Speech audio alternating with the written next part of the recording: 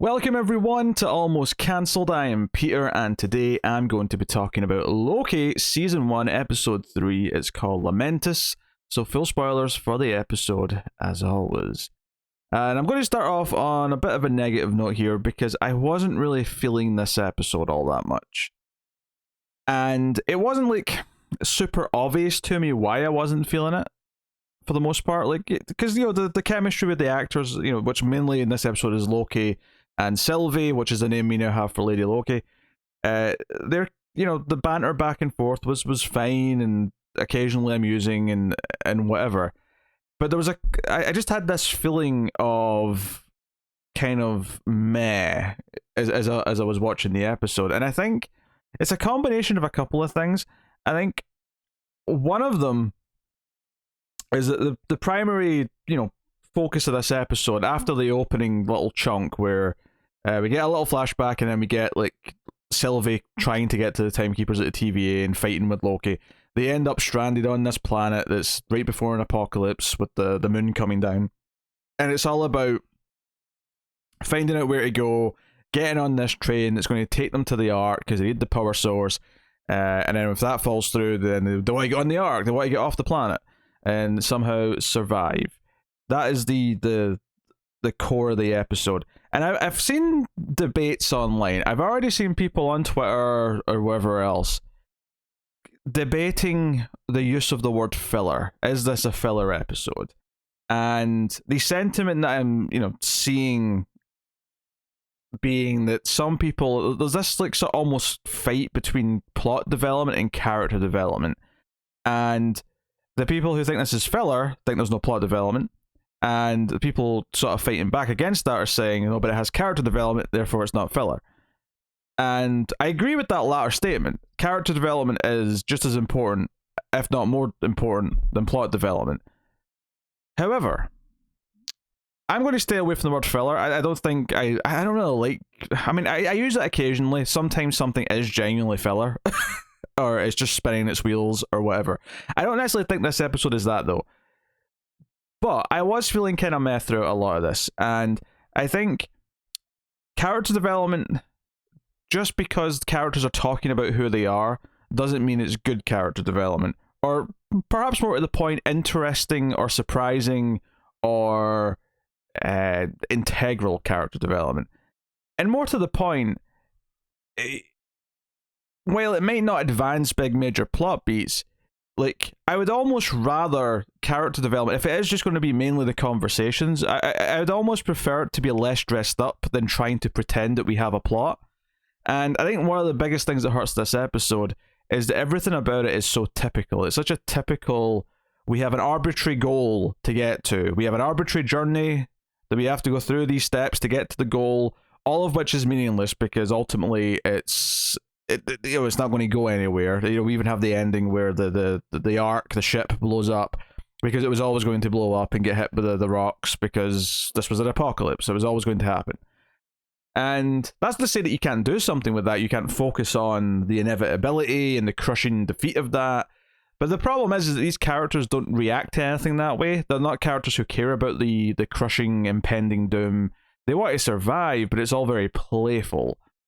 It doesn't really fit these characters. This episode felt super Doctor Who in a lot of the bad ways, and in the reasons why I don't really like Doctor Who that much, because everything is so arbitrary, and we need to get to this goal. We have this goal that we've set up for the episode, and so much of it is so typical, which is a problem in that it would be a problem for any characters, but I think it's a problem specifically for this show and these characters, because it feels like we're dealing with Loki, two Lokis effectively, who have powers. And Loki, even at one point in this episode, like catches a building and sort of, you know, with his hat, not physically, but with these powers, and sort of puts it back up so he doesn't get crushed. We're dealing with two gods, effectively. And for some reason, everything in this episode feels so, like, human. Like, they're handling everything as if it's just human characters in a sci-fi movie or a sci-fi adventure story. Nothing about it feels different or tailored to who these characters are. They having to, like, you know, bluff their way onto the train and then having to fight guards. Like, something about just when it broke down into fights, it just felt like a normal fight scene in an episode of anything. And I'm like, these are gods with powers. Why does this, like, it made sense why, you know, when Loki's powers were taken away in episode 1, where, okay, all of a sudden he's in this place where not only does he not have his powers, he's so used to having them that he's especially kind of, I don't want to say useless, but, you know, he's not used to it, right? He's not comfortable with that. And something about this episode, every time it broke into a fight with guards, which I don't even understand, when they get to the city or the town at the end, when they try to make it to the ship, I didn't understand why all these guards with masks on were even bothering trying to stop anyone at this point, because they were staying behind on the planet to die. They were on the Ark, so why are they still trying to enforce anything? It didn't make a whole lot of sense to me. Like, why, even if they're being paid obscene amounts of money, what does it? You're about to die. It doesn't matter. Why are you fighting Loki so like why do you care so much? It didn't make any sense to me. But yeah, so much of it is just typical. Oh, we've got a goal, we've got a MacGuffin, we have to get to all of it felt very meaningless. Everything, the plot itself, because ultimately it doesn't matter. All of this is just about them talking to each other, and that's fine. There's nothing wrong with that. Giving them a chance to get to know each other, admit some things to each other. I know people will be excited that Loki kind of admitted he was bisexual in this episode, but I don't really think a lot of their conversations were all that interesting.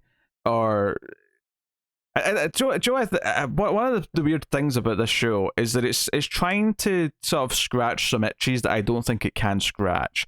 Like, I love the music in the opening title, and some of the music that plays throughout the episode as well, but especially the opening title. It feels like the music that plays on like a really kind of intense, cerebral indie movie, like an indie sci-fi movie or something like that.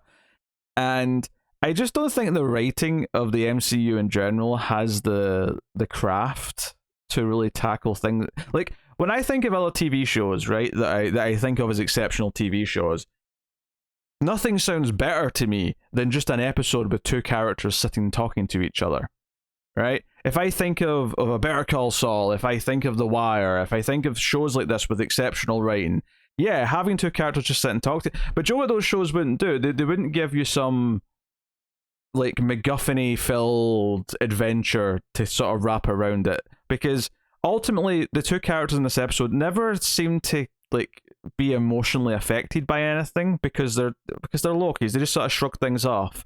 I mean, they want to survive, sure, but they never feel like they're scared about dying or anything like that. It's all just very kind of whatever. And I don't think the action's interesting or exciting enough to just be fun in its own right. It seems typical TV stuff to me. Everything about this episode felt very typical TV. It's got a bigger budget than maybe a lot of other TV shows. And I like the design of the planet for the most part, but I will say it had that kind of really obvious green screen look to it. Like, whenever they were walking outside, it just kind of looked that typical green screen thing the whole time. But I could forgive that. If I was into the story, I wouldn't really care that much.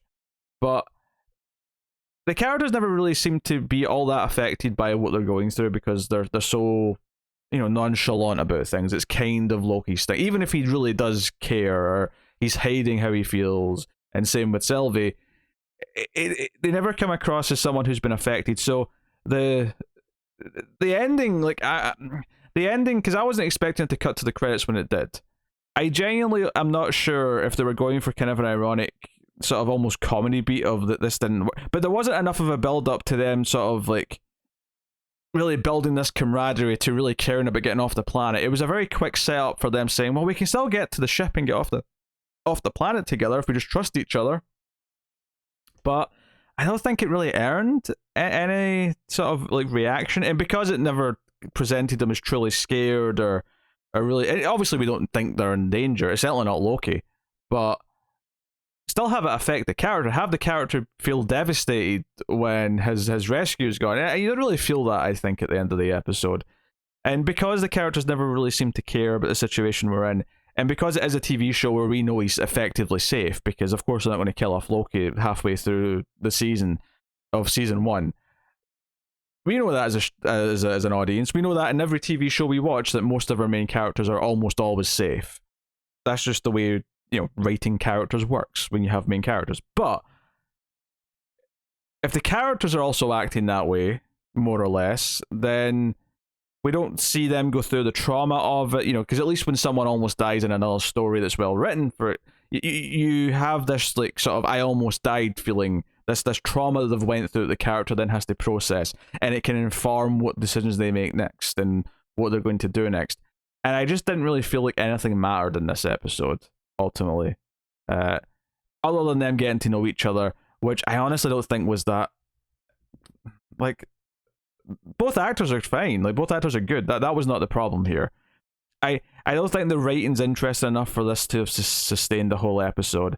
I think this would have benefited from going into more interestingly, I'm saying this is very typical TV to a fault, in the sense of how thin the story itself is. The actual things, being trapped on the planet, having to get from point A to point B, all that's very typical. One of the things that might have helped it a little bit, ironically, is another typical TV thing, which would be to cut to a B plot. I actually think this plot would have felt better had it been chopped up a little bit and didn't get quite as much time. See, if we cut back to Owen Wilson, if we cut back to Mobius and what the TVA are doing, in them dealing with the crisis of all these different things happening in the timeline that was set up at the end of the last episode, and dealing with the aftermath of Sylvie's attack, and looking for Loki, whatever it may be, I think cutting to them a few times to break up the flow and maybe cut down some of the extraneous stuff in the main plot might have helped the pacing a lot. So I was really kind of not into this episode in a big way, and there's there's theories going on. I saw someone say it was using the time stone to like reverse the building falling down, and that wouldn't make a whole lot of sense to me given all the other things in this episode that he could have reversed and didn't. But I mean, maybe. I've seen some people say that maybe Sylvie, because they set up early on in the episode that she can do the illusions in the head, that stuff, the enchantment, that maybe most of this episode is just in Loki's head, and it's all about trying to gain his trust. If that turns out to be the case, it's really weird not to reveal it at the end of this episode, and it'll feel like a really weird pacing thing for the season overall. So I would be critiquing that if it turns out to be the case. But even if it does turn out to be the case, it doesn't affect that I was just kind of bored for a lot of this episode. Even some of the potential jokes were a little bit dampened because they were just so predictable. Kind of like early on in the episode when they run into the old woman who's just effectively decided to stay back and die on the planet, and Sylvie gets blasted with this big like sort of air cannon thing. And Loki thinks it's quite funny, and he turns into her dead husband. And I immediately I knew it was coming. Like, the joke was going to be that after, a couple of seconds, she was just going to blast him too. I mean, I was thinking it's because it's going to turn out she hated her husband. And it turns out to be that Loki just says the wrong thing, and it's clearly not him. But, the joke was kind of obvious. It was obvious that he was still going to get blasted. So it's a little uninspired. Like, everything about this episode just feels like TV 101 in a way that just feels kind of dull and uninspired. Uninspired is the best word I have for it. There was nothing engaging about their trip to try and get to this arc. One of the things that is brought up very briefly, because when she first says we had a power source for the time device to work so we can get out of here, we can go steal it from this arc, I immediately had the thought of, oh, that's kind of interesting because Loki's going to have to choose to essentially screw over all these people and let them die. Although, we know it's an apocalypse, so there's a good chance that we're going to die anyway, but it'd have been nice to explore that. Like, Sylvie brings it up once, halfway through the episode, says, hey, you realise we're going to go steal these people's only hope. And he's like, yeah, I'm aware of that. And that's it. Like, maybe focusing on that a little bit more as a kind of a moral quandary, perhaps. I don't know if that fits the Loki character per se, but there's at least something interesting in there where a decision will have ramifications for the just how we look at the character and their morality moving on from beyond this episode. Because as it is, I don't really have a whole lot of thought or care where the main plot with these two is going right now. Because the funny thing is that this episode kind of took away, because the mystery element's gone now, right? Not that there's not more to uncover, but the key plot was finding this variant who's killing, our time cops, effectively, or Minutemen. Obviously, the big thing that's revealed though is that the agents at the TVA are also variants. That they used to be regular people, and they've forgotten that. They don't remember that they were regular people. So that's something that I'm sure maybe be interesting. It's an interesting enough concept on its own. But it's one plot detail. It's one thing to be like, okay, that could be cool when they explore that a little bit, and maybe have Owen Wilson kind of come to terms with the lies that they've been told and question who the timekeepers are. And maybe the timekeepers are actually evil, and maybe whatever Loki does here is what kind of helps lead to Multiverse of Madness a little bit. Maybe it'll tie in a touch. I think the funny thing about these shows so far is I think with each one, both WandaVision and Falcon Winter Soldier, there was this idea that people were kind of all these crazy fan theories because they expected it to be these like cool like mysteries that would connect to things, and they turned out to be a lot more simple than that, and not really do anything super exciting like that. Where, and it's not so much that, but it's not even just about connecting to the MCU. Obviously, the theories all kind of end up incorporating that, but just compared to other TV shows where you're talking about, a Mr. Robot week to week, or you're talking about, I don't know, a Lost week to week, or you're talking about whatever, like the shows that kind of invite that type of theorizing, that type of like what's really going on here. And when you add the Marvel Universe into that, it becomes, which secret super cool villain from the comics that has not come up yet is going to be behind all this? Or how is this going to set up this thing that's going to be important in movies in 10 years or something?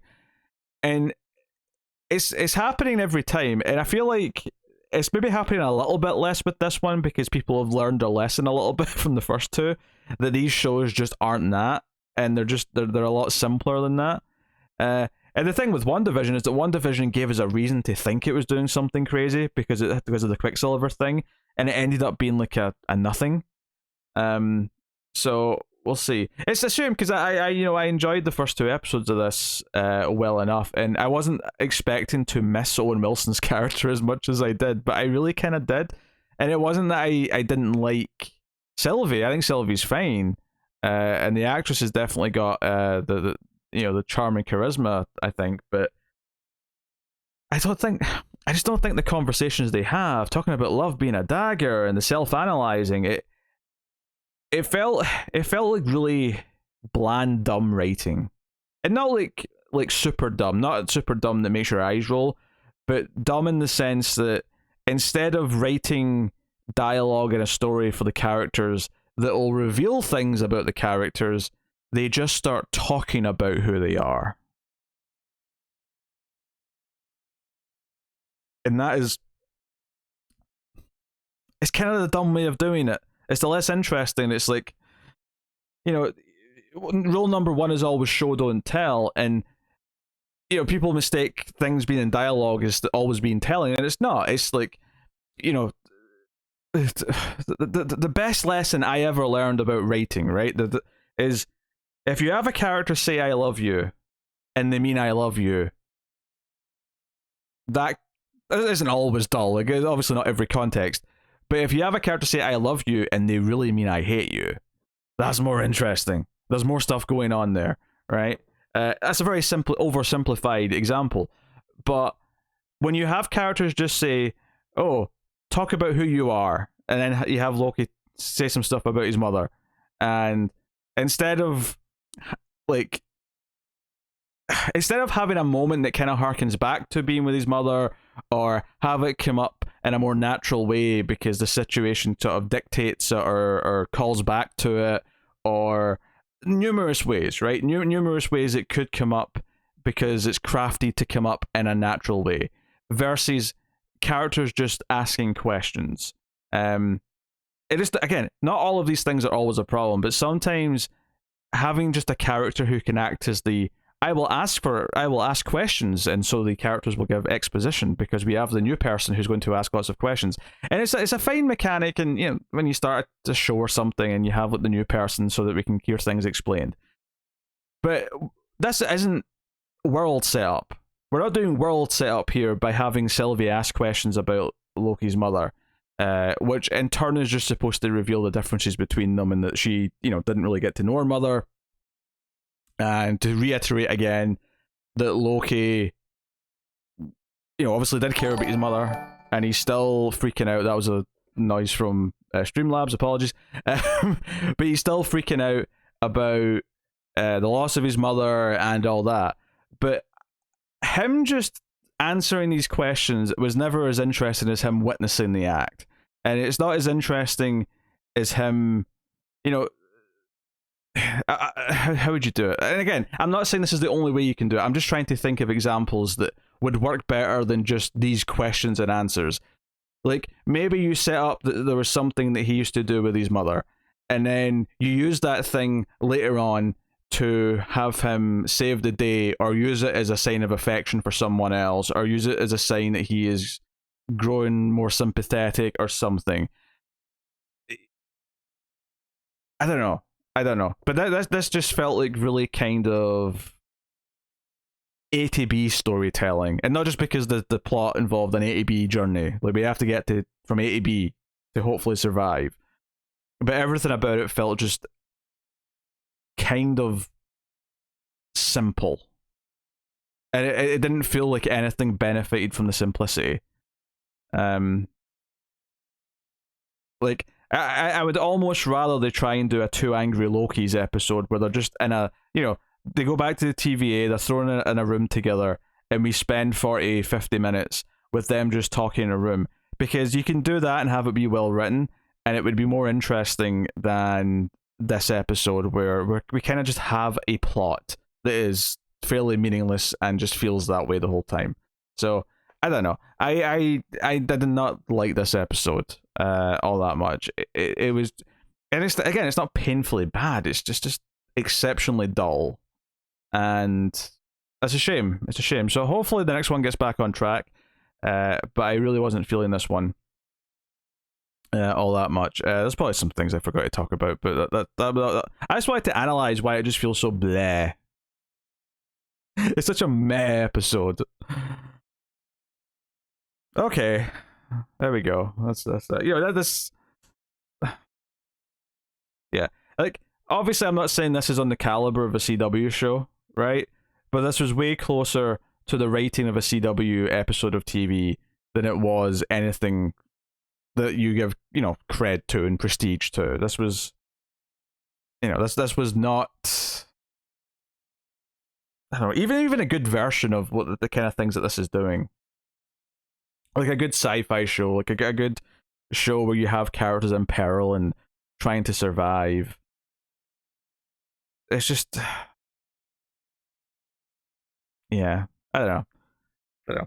Sometimes Marvel stuff can feel like it's just off the the assembly line a little bit, and this episode felt like that to me in a lot of ways, because it was just a lot of the simplistic kind of lowest common denominator storytelling just kind of thrown together, without any real, like, we have a sci-fi planet which looks kind of cool, but it just kind of feels like generic as well at the same time. I don't feel passion in the episode and all that way. I don't know. I don't know. I felt very kind of jaded by this one by the end. Anyway, I'll stop talking now. Let me know what you thought of the episode in the comments below. You can like and subscribe, all that stuff. Get me on the Twitters at mail_fuzz for channel updates. If you want to support the show and the channel and everything we do here, you can head over to patreon.com/mailfuzztv and support us for as little as $1 per month. But that is otherwise me. So please do like and subscribe. It is the simple and easy way to support channels on YouTube. It does help a lot. Plus, of course, Mailfuzz Movies is the second YouTube channel, which is the movie content, which is headlined mainly by our sci-fi and horror movie podcasts. But go and have a look and see if you're interested. But that's me. Thank you once again for watching and listening. I always appreciate it. Keep watching TV. Have you got any vanilla?